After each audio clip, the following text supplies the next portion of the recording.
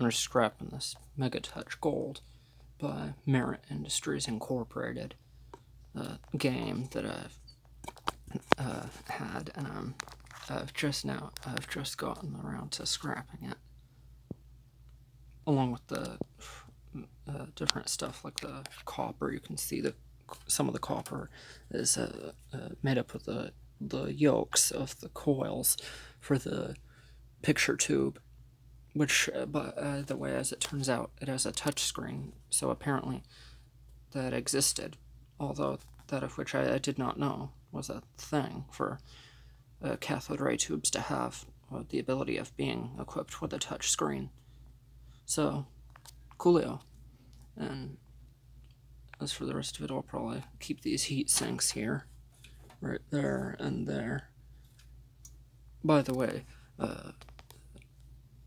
if you're inspired by this, be sure to discharge the HV circuit, also known as the high voltage circuit, or the, what's it called, the flyback circuit right here, this red cable that goes to the anode cap right there, this rubber cap. You'll have to raise your brightness in order to see it, but yeah, right there, this rubber suction cup.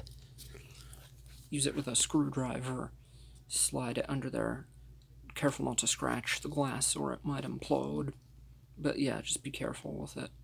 And hold one hand behind your back so you don't touch anything. Make sure that you are wearing shoes, or if you're gonna do something like this then with a picture tube. But yeah, and it has to have the screwdriver has to have wrapped around the metal part of the screwdriver a wire and attach it to the case like this, or to a grounding point like one of these ground straps.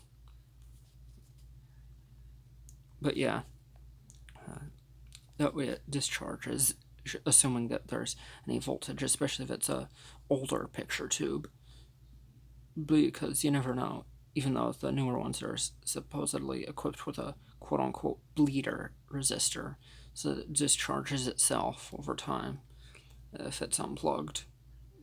That way it's safe to work on, because those can contain several kilovolts, depending on the size of the tube, up to at least 30 or 40,000 volts, or in other words, 30 to 40 kilovolts, in order to get the electrons to fling to the back of that picture tube screen.